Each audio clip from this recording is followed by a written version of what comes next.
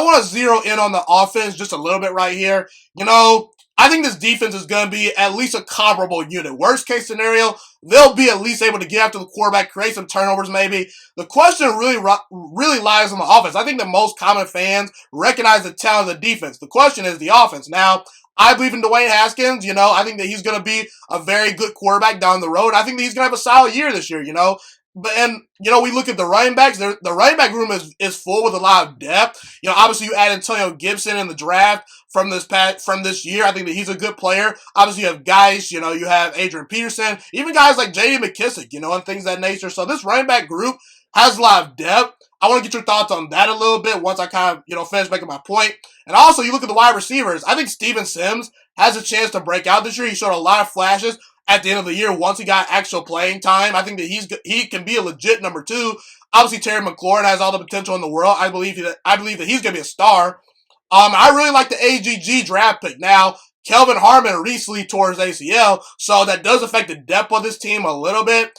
So that could be a concern. And there's not really a true tight end on this team that I feel great about. I think that Thad Moss, the undrafted kid out of LSU, I think he has some talent. Obviously there's some other guys in that tight end room too. But yeah, talk about this offense. I think that if Dwayne Haskins can make about 3 to 4 really good throws each game, this offense can actually complement this defense and win some games. So what are your thoughts on the offense? Obviously I think that they're going to run the football. Ron Rivera likes to run the football a lot. So yeah, what are your thoughts on the offense? It's a work in progress. There's a lot of young guys. Like you said, Steve Sims is a second-year guy. He was an undrafted free agent. Terry McLaurin, he's a beast. I think he's going to be an all-pro before it's all said and done. He was incredible last year, and he had to play with 3 different quarterbacks, and he still was getting the job done. So Terry McLaurin has elite potential. He's great. I mean, he's super fast. He made a lot of contested catches last year. I don't think he was stopped by anybody last year. I think the only way he was stopped early was by our offense and our quarterback play. If he stays healthy the whole year, he should easily get 1,000 yards and probably be making the Pro Bowl this season coming up. Steve Sims, I love Steve Sims Jr. I can't wait to see him play. He's super fast. He's a great punt returner, great kick returner. He's a great slot receiver. Real twitchy, can make a lot of guys miss. I can't wait to see him play. He's been working hard this offseason. He has great chemistry with Dwayne Haskins as well. He had some great games against the Eagles and the Giants last year, and had a great game against the Cowboys in that last game. So I'm ready to see him play.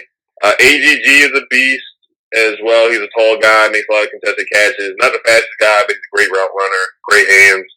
Was a gymnastics star. He finished a Rubik's Cube.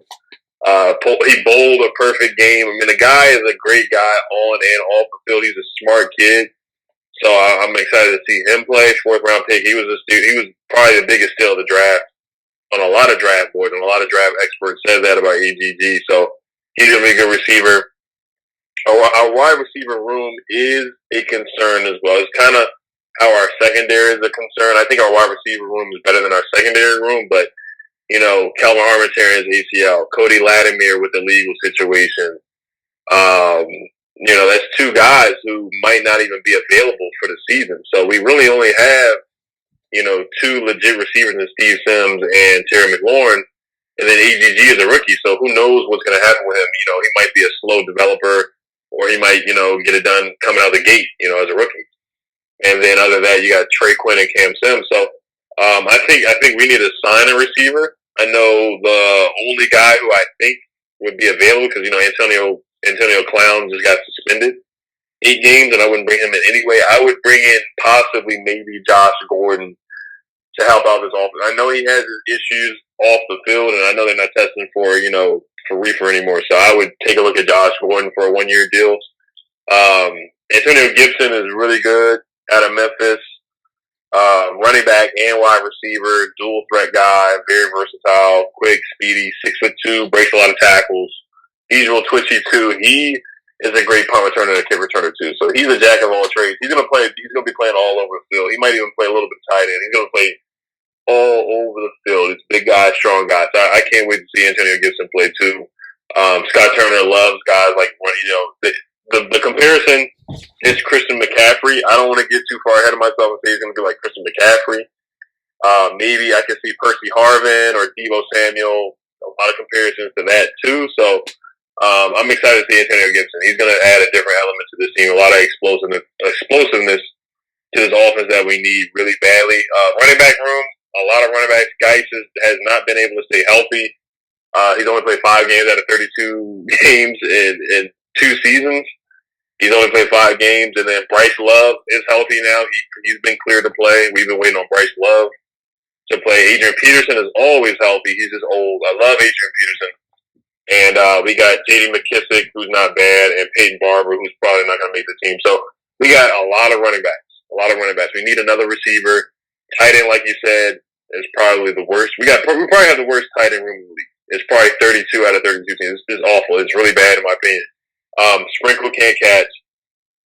I want to give him one more year, and that's it.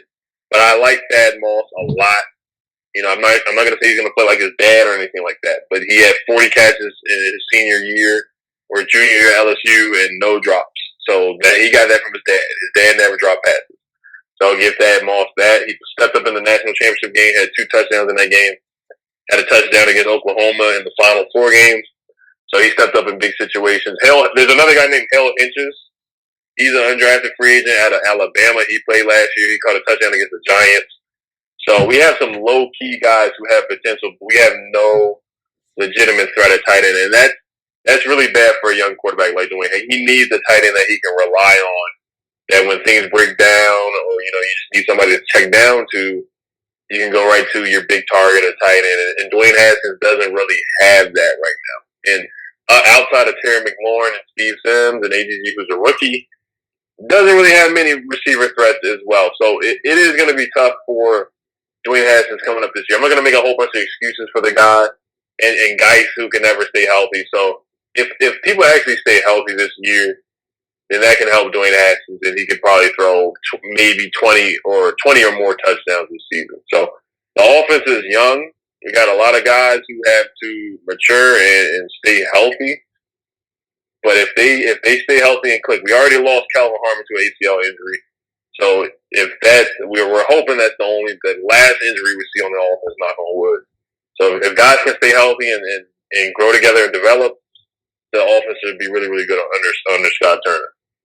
Thank you so much for watching this video today. Please also note that the Juiciest Sports Podcast is not just a YouTube channel. It is available on all podcasting platforms, including Spotify, Google Podcasts, iTunes, and Apple Podcasts. Also, if you enjoyed this video, be sure to like, comment, subscribe, and share this content with all your friends. This podcast is my favorite thing in the entire world right now. It is my passion. And I want more people to listen to this podcast. I really want this podcast to grow. Also, a fun fact about me is that I want to go into the sports broadcasting and media world once I graduate from the University of Toledo, a college in Northern Ohio. I currently am a freshman there right now. I am looking to become one of the next great sports broadcasters and analysts out in the world.